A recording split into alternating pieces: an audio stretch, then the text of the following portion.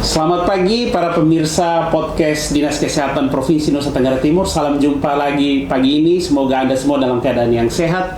Assalamualaikum warahmatullahi wabarakatuh. Shalom, salve, Om Swastiastu, Namo Buddhaya, salam kebajikan dan salam sehat untuk kita semua.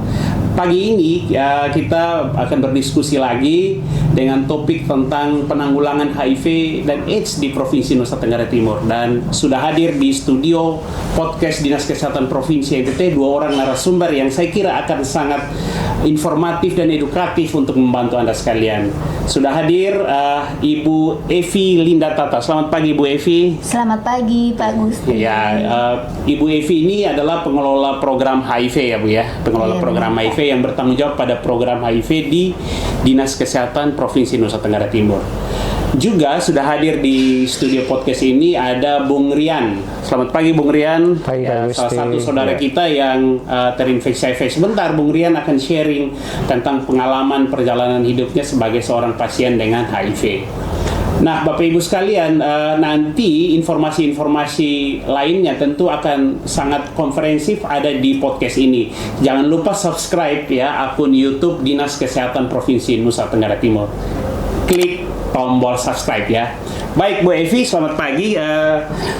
Kita akan berdiskusi lebih lanjut tentang penanggulangan AIDS ya. Akhir-akhir ini kita dengar isu HIV banyak didiskusikan di media sosial, di media mainstream, dan teristimewa di Nusa Tenggara Timur ada atensi dari Bapak Gubernur ya. Kalau bulan Desember kita dengar Bapak Gubernur memberi atensi yang sangat serius pada masalah HIV. Ada apa sebenarnya di Nusa Tenggara Timur Bu Evi? Mungkin bisa dijelaskan perkembangan HIV di Nusa Tenggara Timur Bu Evi? Baik, Pak Gusti. Ya. Akhir tahun kemarin kita menyaksikan rame di medsos, anak dan remaja meningkat dan kasus HIV secara keseluruhan untuk seluruh golongan umur juga meningkat. Di Provinsi NTT secara kumulatif total kasus yang ditemukan berjumlah 9.637. Jadi kenapa kumulatif? 9.600 ya? Ya, 9.637. Kenapa kami sebut kumulatif? Karena HIV penyebabnya virus dan satu kali kena tidak ada kata mantan. Jadi harapan kita dia berobat terus supaya dia produktif dan tidak menularkan. Nah, kenapa menjadi permasalahan di Provinsi NTT? Karena yang minum obat itu hanya 3.483 dari 9.000 kasus tadi. 9.000 kasus tadi ada yang rujuk keluar dan ada yang meninggal, dan jumlah yang hidup tercatat di aplikasi kami ya yang namanya SIHA 7.887 kasus. Oke, dari 7.000 itu yang minum obat 3.000-an ya? Ya, jadi 44%. Oke, berarti padahal orang HIV itu harusnya dia minum obat terus. Jadi itu dapat diartikan bahwa 56%, jadi kurangi 3.400-an sekian, itu yang berpeluang untuk kena sakit akan menjadi beban NTT, beban keluarga, dan bisa menularkan jika berhubungan seks atau si penderita tersebut melahirkan anaknya bisa menularkan ke anaknya, bisa menularkan ke pasangan seksnya, atau ke suami atau istri resminya begitu. Jika Pak tidak minum obat ya? Ya, benar. Jadi pemirsa, kalau terinfeksi HIV dan tidak minum obat, ada risiko bisa menularkan ke pasangannya atau pada orang lain. Baik Bu Evi. Nah, yang menarik karena topik kita hari ini, jadi pemirsa podcast hari ini kita akan bicara HIV, tapi secara spesifik kita akan bicara tentang isu usia remaja. Kita, seperti tadi yang disebutkan oleh Bu Evi bahwa sekarang ini sangat marak dan dilaporkan di berbagai media, yaitu meningkatnya kasus HIV pada usia remaja. Nah, kita ingin tahu lebih detail Bu Evi dari data kasus tadi. Kalau dari segi usia tuh gimana nih Bu Evi? Ya, baik. Jika kita ingin tahu remaja, remaja secara definisi dari Kementerian Kesehatan dikatakan remaja usia 10 sampai 18 tahun. Sesuai pencatatan dan pelaporan di SIHA yang dapat kami pertanggungjawabkan per individu dan per orang namanya, Yang ditemukan untuk kasus baru ya, karena jumlah kasus baru yang ditemukan tahun ini 1.178 dan di dalamnya itu ada usia remaja 24 orang atau 2%. Oke. Jadi Pak Gusti tolong jangan dilihat 24-nya ya. Oke. Karena ini kan penyakit yang ditularkan karena hubungan seks dari ibu ke anak atau lewat darah juga dan cairan seks. Namun secara definisi dan usia kurang 18 tahun itu kan belum aktif seks, namun ada yang kita temukan. Secara umum di anggapan umum bahwa di bawah 18 tahun mungkin harusnya belum aktif karena itu termasuk kategori usia anak. Tapi fakta dari laporan kasus yang ada di layanan kesehatan, ternyata sudah ada kasus itu. Menurut informasi yang Bu Evi kumpulkan dari layanan itu, kenapa ya mereka sampai terinfeksi HIV di usia remaja ini? Berdasarkan pengalaman dan wawancara kami bersama saudara-saudara kami orang dengan HIV ya, karena orang dengan HIV ini kami beruntung penyakit menular, tapi kami punya saudara-saudara teman-teman yang peduli, yang ada bergerak di dalam satu perkumpulan yang dikatakan kelompok dukungan sebaya. Jadi kami mendekati mereka, bersama-sama dengan mereka untuk menjangkau yang beresiko dan mendukung yang positif supaya berobat. Nah, pada saat kami bersama, kami sering berdialog dan mereka menyampaikan bahwa remaja dan anak dalam tanda kutip naik karena memang medsos dan HP sudah menjadi hal yang tidak lumrah jika anak tidak memegangnya. Informasi di medsos begitu dahsyat sampai ke anak-anak yang belum sampai umur, yang kita orang tua, kita mungkin dari dinas kesehatan, kita mungkin dari tokoh agama, lembaga pendidikan belum mampu menyaingi dahsyatnya informasi yang didapatkan. Dan anak kan kepengen glowing cantik, kepengen mungkin dari segi ekonomi kan kepengen mengganti-ganti baju, dan itu informasi yang didapatkan tadi jika tidak seimbang, ya mereka bisa mengalihkan ke dalam hal ini hubungan beresiko yang sebenarnya belum saatnya dipakai, digunakan ke yang salah, dan itu berdampak kepada meningkatnya kasus pada anak dan terutama remaja. Sudah ada 24. Itu yang tercatat ya Pak Gusti. Oke. Jadi ada 24 kasus pada usia remaja HIV ya, jadi di Provinsi Nusa Tenggara Timur. Baik Bu Evi, saya ingin beralih dulu ke Bung Rian. Bung Rian, bagaimana hari ini kabarnya? Baik, luar biasa. Oh, hari ini baik. Jadi Bung Rian ini pemirsa podcast, dia seorang yang terinfeksi HIV. Nanti kita akan menggali lebih dalam. Bung Rian, saya ingin tahu sejak kapan Bung Rian mengetahui bahwa Bung Rian itu terinfeksi HIV. Mungkin bisa di-sharing? Oke, baik Kak Gusti. Sebenarnya memang saya orang dengan HIV yang sudah minum obat. Sudah minum obat ya. Kurang lebih 14 tahun. 14 tahun minum obat? Minum obat. Oke. Dan karena saya minum obat teratur, makanya saya masih bisa ada di sini. Oh iya. Gitu. Saya dulu memang terinfeksi itu pada usia remaja. Kenapa kemarin kita sempat diskusi dengan Ibu Evi? Saya pikir saya pantas untuk bicara dari kalangan remaja, begitu.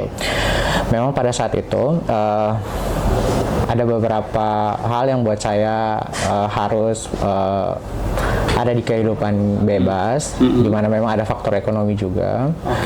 Karena jujur dulu tuh saya tuh berasal dari keluarga yang cukup mapan, namun karena ada sedikit persoalan di keluarga, orang tua saya, ya terakhir orang tua saya tuh sempat ditahan, pokoknya karena ada kasus lah begitu Kak Gusti, sehingga saya keluarga kami betul-betul ada di fase di mana ekonomi kami itu sangat-sangat jatuh. Saya yang namanya anak remaja ya Kak Gusti. Dulu setiap hari kita pegang uang 100.000, tiba-tiba kita pegang uang 10.000. Maksudnya saya berpikir bahwa kebetulan saya memang ada teman-teman yang punya pergaulan yang kurang bagus, sehingga saya juga sempat terjerumus dalam pergaulan itu, Kak Gusti. Itu sejak tahun pokoknya masa SMA, Kak Gusti. Oke. Ya. Nah, waktu kapan mengetahuinya dan bagaimana cara mengetahui pertama kali terinfeksi HIV itu? Sebenarnya tuh pergaulan tuh sudah dari SMA. Oke. Nah, sebenarnya tuh saya kepengen tes karena ada 2 teman saya tuh meninggal. Oh, jadi ada 2 teman yang meninggal. Iya. Lalu saya coba memberikan diri untuk tes. Memang karena saya juga sempat infeksi menular seksual. Oke. Jadi saya berpikir bahwa ini kayaknya saya harus coba ke rumah sakit karena saya lihat memang ada 2 teman saya yang sudah meninggal. Memang teman saya tuh ada yang mantan IDU, injection drug user, pengguna narkotika suntik. Sehingga saya juga pikir, tapi teman yang satu ciri-cirinya HIV. Jadi saya pikir coba saya tes HIV. Nah, pada saya tes itu pada saya sudah kuliah, Kak Gusti. Jadi Kak Gusti tahu itu mungkin dari SMA sampai kuliah, saya sudah sampai di fase di mana mungkin kalau secara klinis sudah stadium 3. Karena penyakit penyertanya sudah muncul tadi, infeksi menular seksual. Jadi penyakit penyertanya sudah muncul, lihat teman-temannya meninggal, lalu Rian merasa perlu untuk tes. Lalu waktu itu datang tes di mana? Siapa yang antar mungkin kalau boleh tahu? Saya karena memang tipe orang tuh, saya orangnya berani. Berani. Saya tabrak saja. Kan saya mau hidup begitu. Jadi saya pergi ke Rumah Sakit Yohanes waktu itu. Saya langsung bilang saya mau tes HIV gitu.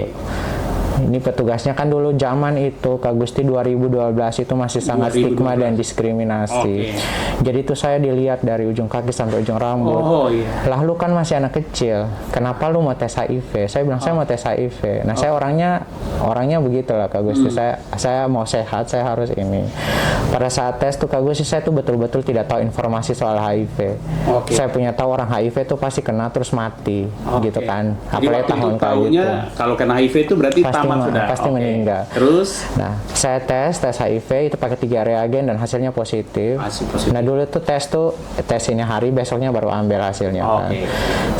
Hasilnya positif. Itu saya pulang ke Gusti karena saya pikir saya mau mati. Dalam waktu dekat saya minta maaf di semua orang. Saya sempat minta maaf di semua orang karena saya pikir saya mau mati. Saya juga tidak percaya bahwa ternyata orang HIV itu bisa hidup karena saya tuh tidak pernah tahu ada informasi bahwa kan dulu tuh kan orang bilang HIV tidak ada obatnya. Jadi itu langsung mati. Setelah itu saya positif. Ternyata ada teman-teman pendukung sebaya di situ. Saya dikenalkan. Dulu tuh kita pakai sistem tawar, mau tidak didampingi. Saya bilang iya. Emang ada orang HIV yang hidup? Saya bilang. Oh ada. Ya sudah. Besok saya ketemu orang HIV dan ternyata dari situ saya mulai terapi ARV. Saya mulai minum obat ARV. Dan sampai sekarang saya masih hidup. Bang Rian, terima kasih untuk sharing yang berharga ini. Kita sudah mendengarkan dari Bu Evi dan juga penjelasan pengalaman dari Kak Rian. Untuk itu, pemirsa podcast Dinkes, untuk mengetahui lebih detailnya bisa menyimak video berikut ini.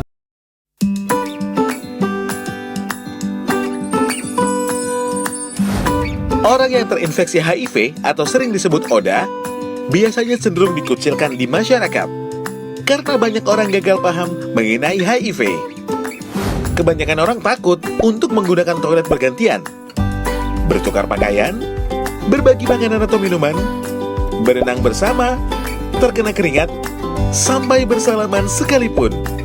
Padahal, semua itu nggak akan menularkan virus HIV. Paradigma itu salah semua. HIV bisa menular kalau kita berhubungan seksual beresiko, menggunakan jarum suntik yang sama, transfusi darah dan organ, juga ibu hamil yang menularkan ke bayinya. Kamu yang terinfeksi HIV nggak perlu minder lagi, karena HIV sudah ada obatnya. Namanya obat antiretroviral atau obat ARV. Jadi, begini cara kerja obat ARV itu.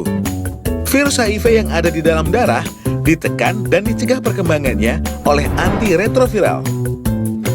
Dengan terkontrolnya jumlah virus dalam darah, sistem kekebalan tubuh jadi terlindungi, sekaligus mencegah pertumbuhan virus HIV menjadi AIDS.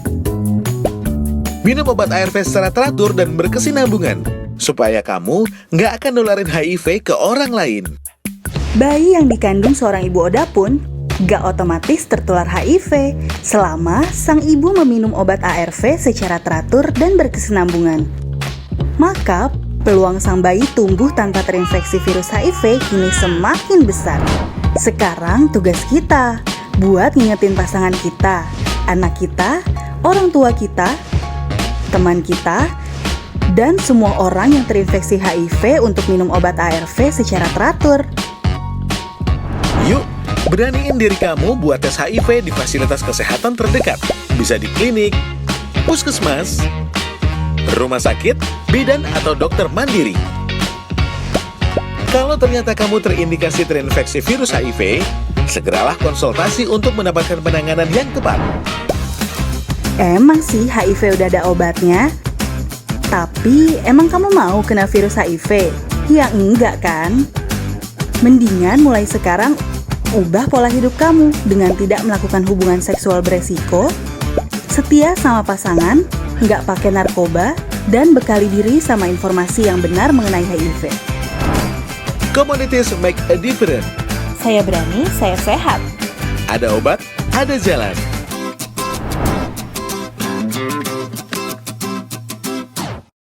Kak Rian, setelah mengetahui status HIV itu, bagaimana reaksi keluarga dan siapa yang diberitahu pertama kali?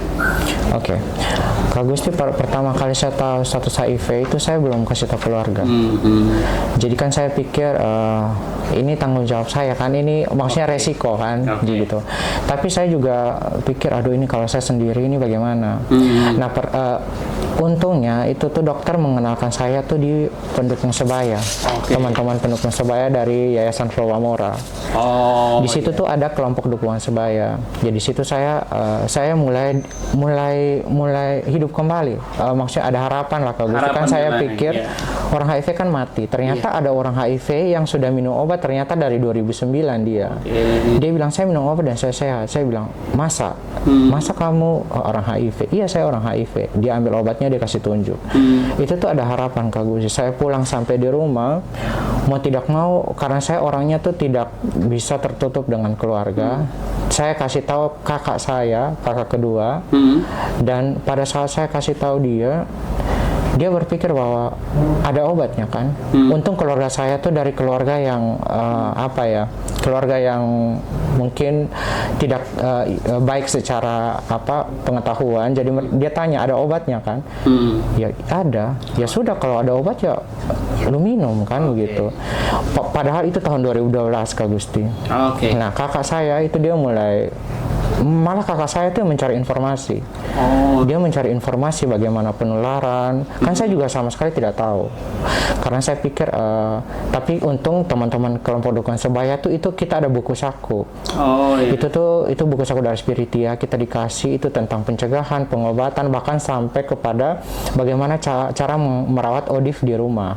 Misalnya kalau dia sakit. Nah saya pada saat itu juga memang masih tanpa gejala. Jadi udah ada gejala tapi maksudnya tidak terlalu berat. Jadi saya pikir itu tuh saya masih bisa beraktivitas dengan normal. Baik. Gitu. Jadi itu saya masih kuliah. Tapi memberitahukan kepada keluarga itu sama kakak itu tadi ya. Nah, bagaimana kalau boleh tahu bagaimana reaksi lingkungan mungkin? Apakah ada orang-orang di luar keluarga inti, di luar kakak yang mengetahui statusnya Kak Rian? Kalau sampai sekarang tidak ada orang luar yang tahu status. Keluarga besar kalau kepada orang tua Kak Gusti itu setelah 6 bulan. Setelah 6 bulan dan betul-betul saya siap untuk bisa menyampaikan. Dan orang tua saya juga cukup cukup paham. Mereka malah bisa menerima. Jadi Kak Rian memberitahu kepada kakak kemudian pada keluarga terutama bapak dan mama dan mereka bisa menerima. Baik. Jadi pemirsa podcast, jadi dari cerita Rian ini kita juga mulai merasa penting bahwa dukungan keluarga itu sangat penting. Jadi kalau ada terinfeksi HIV bukan dikucilkan, tetapi memberi dukungan seperti yang di pengalaman praktis yang dimiliki oleh Kak Rian. Baik. Kita terima kasih Kak Rian yang sudah berbagi pengalaman waktu pertama mengetahui status HIV. Nah, mungkin bisa juga bagi pengalaman bagaimana mengalahkan diri sendiri kan untuk harus menceritakan itu kepada selain kakak, Iya. misalnya memberanikan diri untuk menceritakan kepada keluarga, mungkin Iya. bisa dibagikan. Nah Kak Gusti, itu kan saya kasih tahu kakak itu pada saat saya terinfeksi mungkin 3 hari. Nah untuk kasih tahu orang tua, saya butuh waktu dan butuh persiapan. Gitu. Nah untung saya punya teman-teman di kelompok dukungan sebaya. Saya mulai diajarkan bagaimana saya minum obat dengan teratur. Nah di mana kalau orang HIV minum obat dengan teratur, infeksi oportunistiknya kan akan membaik. Nah Kak Gusti, itu waktunya tuh cukup panjang. Jadi 6 bulan saya betul-betul mempersiapkan bagaimana saya tidak terlihat seperti orang HIV pada umumnya yang mereka bilang tahun itu kan orang HIV pasti kurus. Betul. Ini mati. Jadi saya minum obat dan teratur, saya melakukan pola hidup yang baik. Dan pada saat sampai 6 bulan, karena juga saya juga lumayan baik dalam hal kompetensi saya dalam ini. Itu tuh sempat mereka mengadakan pelatihan lah di Jakarta di dalam sebuah organisasi. Saya perwakilan dari Nusa Tenggara Timur itu, dan saya juga dapat predikat yang cukup baik. Tapi dari waktu sana. Itu orang tua belum tahu. Belum tahu. Sudah aktif terlibat bala kegiatan tapi orang tua belum tahu. Gimana jadi mulai pertama menjelaskan kepada orang tua gimana? Jadi after saya pulang dari sana, Kak Gusti, kok mama saya, bapak saya tanya, kamu pergi kegiatan apa? Tapi sebelum itu tuh Kak Gusti, sebelum itu saya sudah kasih buku-buku ke mereka, buku saku dari Spiritia. Tapi belum bilang nih? Belum bilang. Jadi saya bilang saya kerja di bagian ini. Jadi nanti bapak dan mama tuh sempat lihat, baca cara pencegahan. Orang tua saya cukup suka membaca juga pada saat itu. Jadi setelah saya pulang dari sana, mereka tanya, kamu pergi ini kegiatan apa? Kan mereka di kabupaten kan. Saya pulang ke kabupaten, itu kita di dapur, ibu tanya, kamu pergi ini maksud tujuannya apa? Saya jelas saya ikut kegiatan ini. Terus saya bilang kayaknya ini saatnya saya harus bilang sama orang tua, karena saya secara fisik juga saya tidak sakit lagi. Karena sudah minum obat 6 bulan, saya sudah cukup sehat waktu itu. Saya juga itu sempat periksa dulu belum VL, sebelumnya nama apa ya? CD4.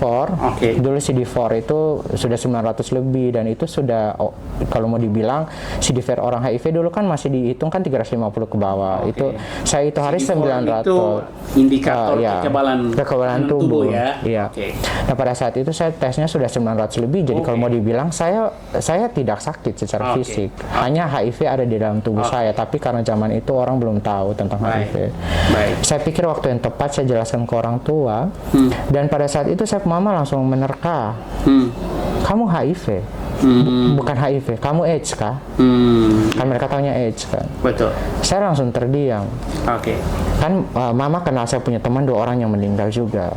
Jadi mama langsung bilang begini, itu kata mama yang saya pegang dari sekarang, dari dulu sampai sekarang. Saya yang melahirkan kamu. Saya tidak mau saya kubur kamu nanti. Jadi secara tidak langsung saya tidak boleh mati duluan, saya punya mama. Itu kata yang buat saya tuh sampai sekarang saya pasti minum obat. Karena saya yang harus kubur orang tua saya, bukan dia yang kubur saya. Makanya saya tidak pernah sakit sampai sekarang. Ternyata kata-kata sederhana tadi itu yang memotivasi kalian ya. Untuk tetap punya semangat mengkonsumsi obat sampai hari ini.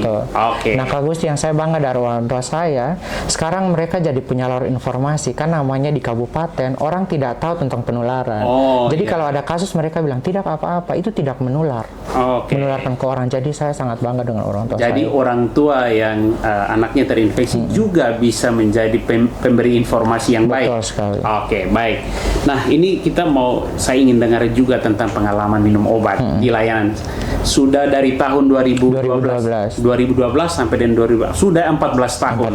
Jadi penonton podcast Dinkes Provinsi NTT, jadi sudah 14 tahun kawan Rian ini minum obat. Dan layanan kesehatan sekarang sudah obatnya bayar atau? Obatnya tuh dari awal pertama itu gratis.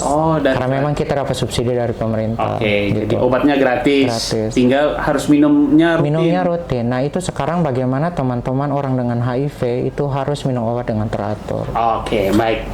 Terima kasih kawan Rian. Saya mau ke Bu Evi. Bu Evi, ini tadi dia bilang mendapat layanan. Bagaimana ketersediaan layanan di Provinsi Nusa Tenggara Timur terkait dengan pengobatan, Bu Evi?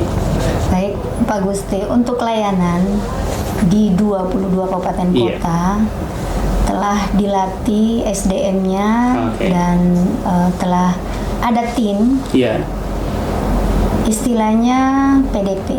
Jadi PDP itu apa? perawatan, Perawatan, dukungan dan pengobatan. perawatan, dukungan dan pengobatan. PDP ya. Ya. Oke. Atau masyarakat awam biasanya bilang mampu pengobatan. Mampu pengobatan. Oke. Ya, Baik. kenapa cuma pengobatan saja? Karena kalau untuk tes secara berjenjang, karena sebenarnya ini kan isu dunia Ya, oke. dan sampai di Indonesia, Baik. makanya standar pelayanan minimum di Indonesia, dan karena kita Indonesia, Ya. NTT juga harus melakukan tes HIV. Oke. Jadi semua layanan, puskesmas, rumah sakit pemerintah maupun swasta harus melakukan tes. Di Nusa Tenggara Timur gimana tentang PDP-nya, Bu Evi? Untuk PDP sudah tersebar merata di 22 kabupaten kota, dan timnya ini sudah dilatih, kemudian obat tersedia gratis di layanan tersebut. Oke, mungkin ada video yang bisa menyampaikan informasi tentang PDP, Bu. Nanti kita bisa lihat ya. Jadi penonton podcast Dinkes Provinsi NTT, kita lihat video tentang layanan PDP di Provinsi Nusa Tenggara Timur.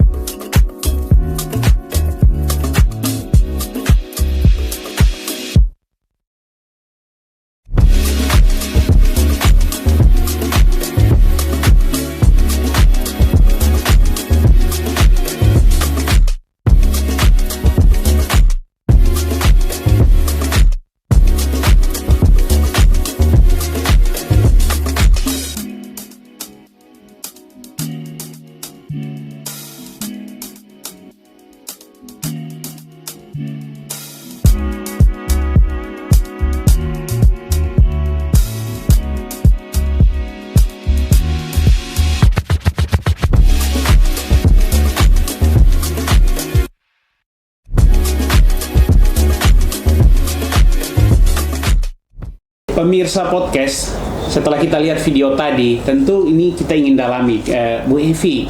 Itu berarti kalau orang kena HIV di Nusa Tenggara Timur tuh bisa datang ke layanan di layanan-layanan yang tadi ya, Bu Evi. Sumber dayanya sudah siap, sumber daya manusianya apa sudah terlatih atau gimana, Bu Evi? Baik, Pak Gusti, untuk layanan PDP, karena Iya. memang tadi saya sudah sampaikan Betul. bahwa HIV atau yang biasa disebut salah satu infeksi menular seksual, Iya. itu merupakan perhatian, sesuatu yang diperhatikan dunia karena memang masalah, dan NTT di dalamnya ada regulasi untuk tes dan pengobatan. Oke. Kenapa sampai tidak semua layanan tes atau puskesmas dan rumah sakit itu bisa pengobatan? Oke. Karena memang untuk dikatakan mampu pengobatan, Oke. layanannya akan dilatih dulu, yang mana minimal ada 5 tenaga di dalamnya, yaitu dokter, perawat atau bidan, kemudian ada laboratoriumnya, farmasi, dan IT. Oh ya. Kenapa 5? Nah, untuk HIV ini merupakan penyakit yang diakibatkan oleh faktor resiko ada hubungan seks di dalamnya, dan masih merupakan stigma atau tidak lazim. Oke. Makanya dijamin kerahasiaannya. Selain kompetensi dasar untuk tata laksana mereka bisa, dijamin kerahasiaannya, ada penanggung jawab yang sudah dilatih itu yang akan menjadi penanggung jawab. Jadi betul-betul sumber daya manusianya disiapkan dengan baik, rahasianya terjamin. Jadi kalau kamu terinfeksi HIV, jangan khawatir, datang saja ke layanan-layanan kesehatan yang tadi sudah ada di video yang ditayangkan di sebelumnya. Dan Ibu Evi sendiri sudah mengatakan bahwa ini semua sudah dilatih. Artinya sumber daya manusia sudah siap memberikan layanan yang baik untuk teman-teman yang terinfeksi HIV. Nah, baik pemirsa podcast Dinkes Provinsi NTT, kita sudah dengarkan pengalaman nyata dari Kak Rian tentang bagaimana terinfeksi HIV. Kita juga sudah tahu daftar layanan PDP yang ada di Provinsi Nusa Tenggara Timur. Nah, kita ingin fokus juga pada isu terkait remaja nih. Nah, Bu Evi, bagaimana kebijakan pemerintah provinsi khususnya di sektor kesehatan terkait dengan masalah HIV, lebih khususnya di kalangan remaja? Bu Evi, silahkan. Baik, kalau penanganan secara umum ya. Iya, secara umum. Yang pertama perlu kita lakukan pencegahan, dan untuk pencegahan ada istilahnya kombinasi pencegahan pada populasi kunci. Oh, kombinasi. Jadi populasi kunci adalah orang yang sehari-harinya melakukan hubungan yang beresiko. Nah, pada populasi kunci ini kita biasa mendengar istilah pekerja seks perempuan, lelaki seks lelaki, laki-laki yang seks dengan laki-laki. Kemudian ada waria, dan ada pengguna nafsa suntik. Ini yang disebut dengan populasi kunci. Iya. Oke. Jadi kepada populasi kunci ini diberikan kondom dan pelicin. Oke. Nah, kalau pada remaja tuh apa yang dilakukan oleh pemerintah Provinsi NTT, Bu Evi? Kalau pada remaja, saya menyampaikan dulu strategi secara keseluruhan ya. Lalu saya menyampaikan apa strategi untuk remaja. Nah, tadi kombinasi pencegahan, kemudian ada sirkumsisi. Oh, sirkumsisi. Kalau biasanya kita bilang sunat, jadi dianjurkan semua yang laki-laki sirkumsisi atau sunat. Kemudian yang ketiga, profilaksis pra dan pasca pajanan. Oke. Untuk prapajanan, sekarang di Kota Kupang kita telah menyiapkan layanan yang mana orang-orang yang akan melakukan hubungan beresiko bisa datang ke layanan itu untuk diberikan ARV pencegahan. Jadi jika akan merencanakan akan melakukan hubungan seks beresiko, baik itu pasangan yang salah satunya positif atau suami atau istri, ataukah pasangan seks yang belum resmi. Nah, yang datang ke layanan itu akan dilakukan tes, jadi bukan langsung dikasih obat ARV saja, tapi dites dulu dia negatif dan tercatat namanya, tapi dirahasiakan. Itu yang diberikan obat. Kemudian pasca pajanan, contohnya petugas-petugas kesehatan atau kita yang secara tidak sengaja kita berkontak darah langsung. Nah, kalau seperti itu silahkan datang ke layanan PDP yang kita sudah lihat penayangannya tadi, karena tim yang ada di sana, SDM yang ada di sana, teman-teman kita yang ada di sana sudah dilatih dan mengetahui bagaimana tata laksananya, apakah perlu pengobatan atau tidak. Termasuk di dalamnya korban pemerkosaan. Jadi profilaksis ini apaan sih profilaksis ini, Bu Evi? Profilaksis adalah pencegahan. Jadi pencegahan diberikan obat pencegahan sebelum maupun sudah terpajan atau sudah terlanjur bercampur virusnya atau terpajan virus. Jadi ada yang sebelum, ada yang sesudah. Kalau sebelum itu namanya prapajanan. Jadi orang yang merencanakan akan berhubungan seks atau populasi kunci mungkin yang tadi ada profilaksis pasca pajanan. Profilaksis pasca pajanan termasuk anak yang lahir dari ibu HIV itu diberikan obat HIV mulai kurang 24 jam sampai 6 minggu. Kemudian korban pemerkosaan. Jadi pada kesempatan ini kami menyampaikan jika ada teman, tetangga, saudara kita, tolong dihubungkan dengan layanan atau bisa menghubungi kami, karena korban pemerkosaan itu perlu diberikan juga obat profilaksis selain kontrasepsi darurat. Selanjutnya pencegahan penularan dari ibu ke anak itu sudah tata laksananya ada di layanan masing-masing dan memang sudah dilatih, dan sekarang kita juga mendengarkan ada pemberian kekebalan infeksi HPV atau imunisasi untuk kanker leher rahim. Kemudian uji saring, jadi jangan khawatir untuk saudara-saudara kita yang membutuhkan transfusi darah di PMI dan ITD sudah disiapkan, ada istilahnya uji saring, jadi dites dulu. Jadi produk darahnya sudah diuji saring ya, Bu? Jadi kalau tidak layak dibuang dan nama-namanya akan dikirim ke rujukan PDP tadi. Lalu untuk tenaga kesehatan menggunakan kewaspadaan standar APD. Oke. Nah, Iya. Bu Evi, saya ingin tahu nih Bu Evi, berarti untuk layanan kesehatan, misalnya di seluruh NTT, misalnya puskesmas itu, apakah mereka juga terlibat dalam edukasi pencegahan HIV, Bu Evi? Iya. Layanan-layanan adalah atau puskesmas ya. Iya. Kita lebih familiar dengan puskesmas, rumah sakit, Betul. baik itu pemerintah maupun Pun swasta, Iya. bahkan klinik. Mereka sudah familiar. Jadi secara kompetensi saat mereka kuliah, profesi masing-masing. Tadi kan saya sudah menyebutkan ada 5 minimal profesi. Oke. Jadi secara kompetensi mereka dan pada saat akan membuka layanan pengobatan itu di update lagi, dipertegas lagi, dan ada stigma dan diskriminasi, dan dibentuk tim mereka yang akan melakukan promosi baik itu pencegahan, kemudian termasuk di dalamnya surveillance dan penanganan kasusnya. Mereka tidak diragukan lagi lah kemampuannya. Oke, jadi Ibu Evi ingin menyampaikan kepada pemirsa podcast Dinkes bahwa pemerintah provinsi sudah siap baik dari pencegahan, baik dari surveillance maupun penanganan kasus ya Bu Evi. Baik, saya ingin ke Kak Rian nih, Kak Rian ini waktu kita juga sangat terbatas. Saya ingin mendengarkan, mungkin ada pesan yang ingin Kak Rian sampaikan khususnya untuk para remaja. Andai kata kita boleh memutar waktu, Kak Rian. Ada hal apa penting yang ingin disampaikan oleh Kak Rian kepada para penonton podcast khususnya para remaja? Silakan. Oke. Nah, untuk teman-teman remaja, kalau misalnya saya mau kembali ke masa remaja, saya tidak mungkin memilih jalan seperti ini, begitu. Nah, remaja sekarang nih lebih baik dari remaja kami dulu, karena kami tuh kurang minum informasi ya, teman-teman remaja. Nah, teman-teman kan punya gadget kan, teman-teman berusaha cari informasi yang benar terkait HIV. Mencari informasi yang benar, karena kan beberapa informasi juga kadang rancuh kan, hoax. Jadi teman-teman mencari informasi yang benar terkait HIV. Kenapa begitu?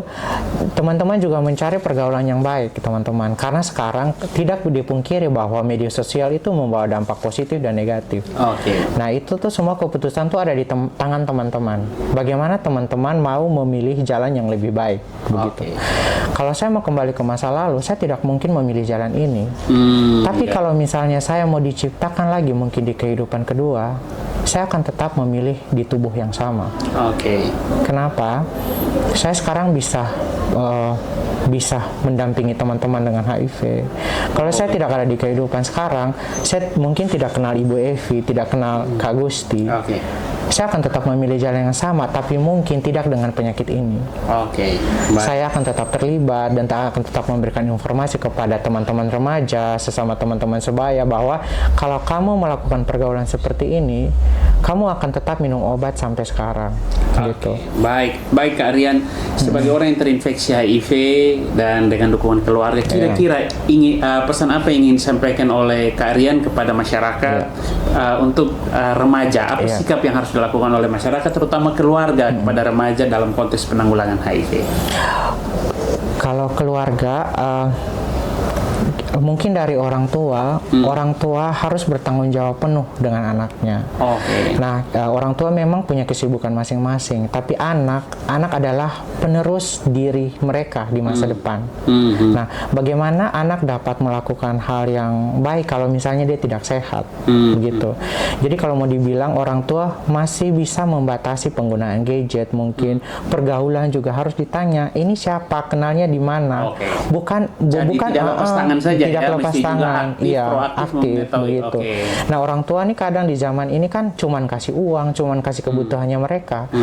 Orang tua harus sangat memantau bagaimana perilakunya dia, bagaimana pergaulannya dia, supaya ke depan dia jangan salah pergaulan, begitu. Nah, untuk remaja dan masyarakat, saya pikir HIV itu bukan penyakit yang cepat menular seperti informasi awal di video tadi. mohon jangan untuk menjauhi orang dengan HIV. Jangan menjauhi orang. Apalagi menstigma dan mendiskriminasi. Nah, tidak semua orang HIV itu punya moral yang buruk. Saya ambil contoh anak dari orang HIV. Apakah dia pernah memilih jalan untuk dia kena HIV? Dia tertular dari orang tua. Betul. Jadi dia orang HIV itu jangan ditempelkan dengan moral, dengan agama, karena HIV itu urusan kesehatan, bukan urusan agama dan bukan urusan moral. Nah, kita di Indonesia kita selalu menempelkan HIV dengan agama, moral, mungkin moralnya jelek, agama pengetahuan dia tentang agama jelek, makanya dia tertular. Tidak, HIV itu urusan kesehatan, bukan urusan moral. Berdasarkan pengalamannya Rian dan juga pemaparan data dari Bu Evi tadi, bahwa ternyata kasus HIV itu datang di semua kalangan, semua itu profesi dan semua usia. Ya, jadi tidak lagi menjadi jatah dari kelompok-kelompok tertentu. Baik, terkait dukungan yang disampaikan oleh Kak Rian tadi, bahwa orang HIV pun butuh dukungan, terutama dukungan dari keluarga ya. Dan dampak dukungan keluarga itu Kak Rian rasakan sangat baik ya. Sangat baik. Baik. Kita akan ke Bu Evi di bagian akhir dari diskusi di podcast ini. Kira-kira ada pesan apa yang penting ya terkait tujuan dari penanggulangan AIDS di daerah ini dan juga nanti kepada orang tua atau pada masyarakat? Silakan Bu Evi. Baik. Tadi Adik Rian sudah mewakili remaja ya. Jadi ini saya sebagai orang tua dan petugas kesehatan berpesan kepada remaja, cerdas dan bijaklah dalam bergaul. Energi besar yang dimiliki, manfaatkan dengan baik-baik, jadikan itu modal investasi hari esok. Tadi kita sudah uraikan juga, HIV akan menjadi beban, baik itu beban kesehatan maupun beban ekonomi. Engkau adalah pelanjut generasi yang akan datang. Dan kalaupun terlanjur Anda telah melakukan hubungan berisiko, silahkan datang ke layanan tes di semua layanan yang memang telah disiapkan dan ramah ODIF atau ramah orang berisiko. Dan jika positif, minumlah obat. Obatnya ada gratis. Dan pemirsa, saya sampaikan bahwa di video tadi juga ada pendamping atau istilahnya dukungan sebaya orang yang HIV yang memiliki rasa dan kepedulian untuk berbagi dan mencegah dan mengendalikan HIV.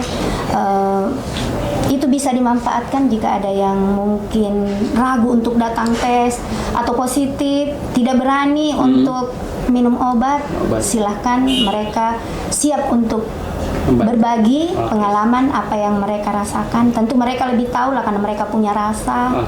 Dan pada prinsipnya pencegahan dan pengendalian HIV di Provinsi NTT harus kita lakukan bersama-sama. Tadi juga adik sudah menyampaikan bahwa dimulai dari diri sendiri, kemudian dari rumah tangga, tempat pendidikan atau sekolah-sekolah perguruan tinggi, agama.